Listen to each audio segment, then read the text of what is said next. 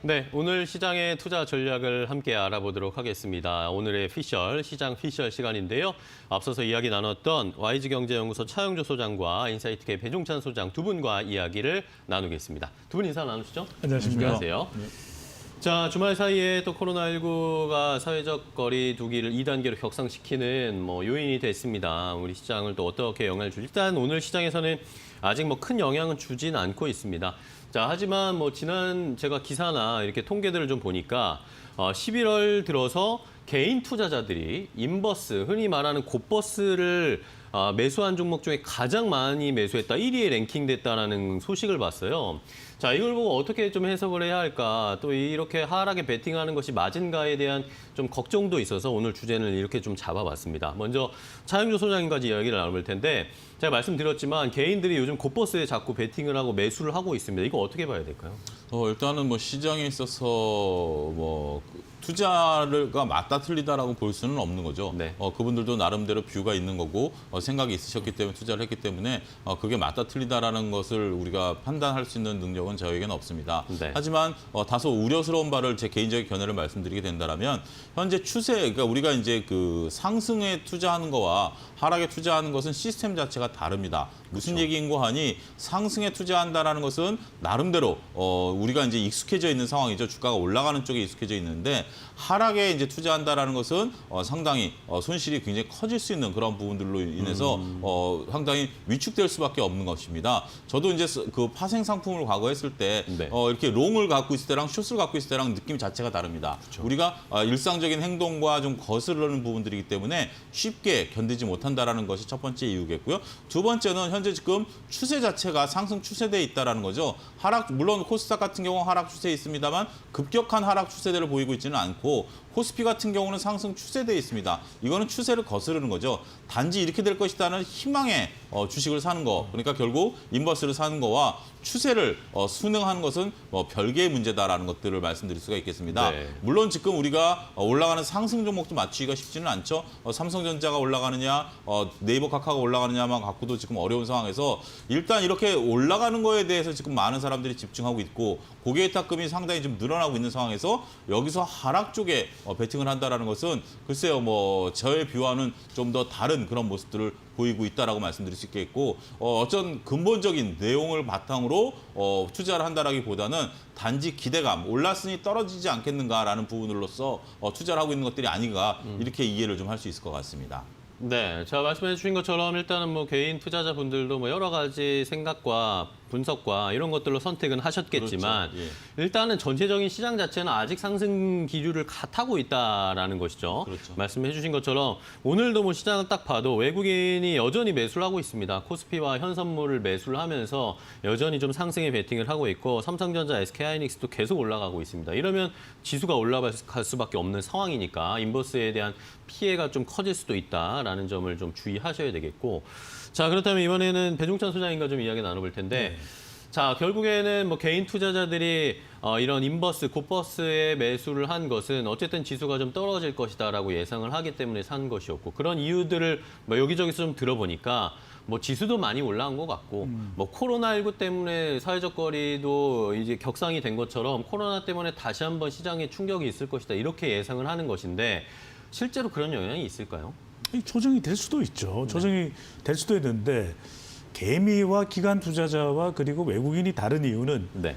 어떤 추세를 보느냐라는 것이 중요한 것이고 지금 미국 대선도 끝났고 네. 그리고 이 미국도 곧 이제 추가 부양책이 있을 겁니다. 유럽도 마찬가지로 지금은 코로나가 확산되고 있지만 내년부터는 이제 본격적인 백신 접종이 돼요. 그렇다면 전반적인 추세를 보면은 유동성도 풍부하고 추가 부양책이 되는 경우에 달러 약세로 인해서 오히려 증시는 더 괜찮을 수가 있는 것이고 네. 그럼 개인의 경우에는 굉장히 이제 심리적으로 위축이 되는 거죠. 왜냐하면 증시나 경제나 심리적 영향을 더 받기 때문에. 하지만 지금 개인들이 보고 있는 지표 자체가 굉장히 객관적이고 균형이 있느냐. 이건 또 다른 문제입니다. 그러니까 증시에 대한 불안감도 여전히 있는 것이죠. 이것이 오를 만큼 올랐는데 전고점을 갱신했는데 앞으로도 계속 나갈까. 하지만 중요한 것은 우리 주식시장에 대한 평가가 더 중요한 거죠. 네. 우리 주식시장이 그동안 실제 우리 주가 주식시장의 가치와는 다르게 지금 이 고평가되어 있고 그리고 지나칠 정도로 과열돼 있는 양상이라면 그런 판단도 가능할 수 있습니다. 근데 그렇지가 않은 것이 삼성전자도 그렇고 SK하이닉스도 그렇고 그리고 관련 기술주도 그렇고 현대자동차도 계속해서 성과를 내고 있거든요. 근데 이것이 이제 백신으로 인해서 코로나19 위협이 해소되는 순간에는 더 올라갈 수도 있다라는 거예요. 그렇다면 개인이 지금 판단하고 있는 것은 앞으로 경기가 좀 안 좋아질 수 있고 이것이 우리 주식 시장에 치명적일 것이다. 그런데 그렇지 않을 수가 있다는 것이 물론 조정은 될 수 있습니다. 하지만 보자고요. 이 실물 경제 부분만 보더라도 오프라인 쪽은 우려가 됩니다. 하지만 그럼에도 불구하고 온라인 쪽은 살아있고 정부의 재정 투입은 계속 될 수가 있는 것이고 개인으로 보더라도 지금 증시는 상대적으로 우리는 방역도 잘 되고 있고 그리고 유동성도 국내도 살아있지만 외국인도 매수세가 들어오는 것은 그래도 신흥국 시장에서 한국의 기업의 성과와 그리고 코로나 방역에 관련돼서는 좋은 평가가 있다는 거예요. 게다가 이제 이것이 앞으로도 계속 불확실성이 이어지냐면 그것이 아니라 이제 백신에 대한 것도 이제 확실성이 점점 커지고 있거든요. 네네. 그런 만큼 지나칠 정도로 저는 수익에 이 초점을 맞추어서 인버스, 곧버스를 한다. 이건 조금 지나칠 수 있고 늘 차 소장님하고 제가 말씀드리는 건 뭐냐면 이럴 때일수록 좀 포트폴리오를 넓힐 수도 있는 것이고 조정을 통해서 조금 해지하는 것이 오히려 더 바람직할 수도 있지 않겠냐. 더 나은 해법일 수도 있지 않겠느냐는 것도 참고를 해 주시면 좋겠습니다. 네. 자, 일단은 뭐 전체적인 추세라든지 이런 것들이 또 우리가 학습 효과가 있고 코로나를 그전에 뭐 1차, 2차 대유행들을 경험해 봤던 적이 있기 때문에 또 너무 걱정할 필요는 없다라고 조언을 해 주셨고요. 자, 그리고 차 소장님께 조금 더 여쭤보면 자, 그렇다면은 뭐 개인 투자자들이 이미 흔히 말한 인버스, 굿버스를 뭐 해지 차원에서 보험 차원에서 좀 매수를 했다 뭐 그런 의견들도 있고 그런 것들을 생각을 해봤을 때 그럼 지금 상황에서는 어떤 전략을 좀 펴면 좋을까요? 어느 쪽에 좀 관심을 갖는 게 오히려 낫다라고 보시나요? 일단은 지금 뭐 개인 투자자분들이 그 전반적으로 봤을 때 포트폴리오 차원에서 접근하시는 분들은 그렇게 극히 이례적인 그런 상황들이 될 것으로 보여지고 자금 규모라든지 아니면 운용 능력이라든지 이런 것들을 이제 해지한다라는 것은 결코 쉽지 않다라고 네네. 말씀드릴 수가 있겠고요. 지금 현재 상황에서는 어떤 뭐 그러니까 우리가 이제 주식에 베팅한다라는 것은 물론 이제 미래에 대한 예측이 들어가 있는 거죠. 내가 네. 주식을 산다라는 것은 이 주식이 올라갈 것이다라는 예측이 있었기 때문에 사는 거기 때문에 인버스에 투자한다라는 것은 나는 주가가 떨어질 것이다에 베팅하는 거기 때문에 그게 나쁜 행위는 아닙니다. 하지만 우리가 이제 여기서 얘기하는 건 이제 곧버스 결국 레버리지를 일으킨다라는 것은 상당히 위험하다라는 이거는 누구든지 아무리 방향이 지금 꺾였다 하더라도 레버리지를 일으키는 거에 대해서는 상당히 우려스럽다라는 것에 대해서는 다들 동의하실 것으로 보여집니다. 문제는 여러분들이 인버스에 투자를 하시던 아니면 상승 쪽에 베팅을 하시든지 간에 리스크 관리를 충분히 하셔야 된다라는 거죠. 네. 인버스에 투자하셨을 때 만약에 저와 배종찬 소장이 지금 얘기한 것처럼 시장이 뜻대로 움직이지 않을 경우에는 나는 어떻게 대응할 것인가에 대한 분명한 대비책이 있으셔야 됩니다.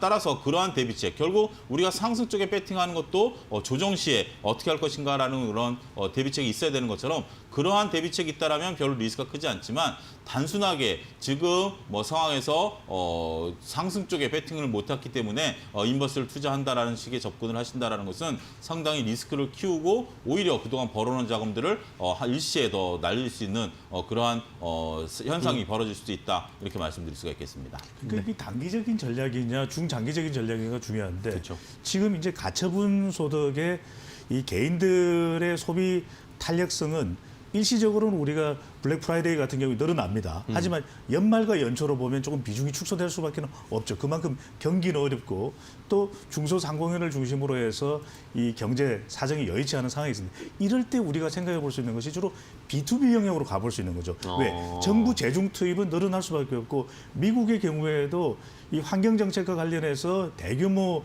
정부 지출이 예상되지 않습니까? 그렇다면 우리가 뭐 동학 개미든 서학 개미든 간에 주로 정부와 공공 분야의 지출 이쪽 B2B 쪽에는 초점을 맞추는 경우 적어도 내년 상반기까지는 계속해서 상승 여력이 있거든요. 그런 만큼 차 소장님과 또 제가 강조해 드리는 것은 뭐냐면 이럴 때일수록 잘 모르는 어떤 이 투자를 하는 것보다는 우리가 충분히 예상할 수 있는 투자, 세계 글로벌 경제를 봤을 때 이게 상당히 유효할 수 있다는 쪽에 좀 더 관심을 기울이는 것도 좋은 방법으로 보입니다. 네.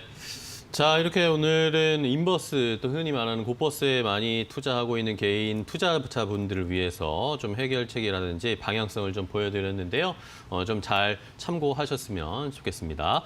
자, 오늘 YG경제연구소 차영조 소장과 인사이트K 배종찬 소장 두 분과 이야기 나눴습니다. 오늘 말씀 감사하고요. 다음 주에 또 뵙도록 하겠습니다. 고생 많으셨습니다. 고맙습니다. 고맙습니다.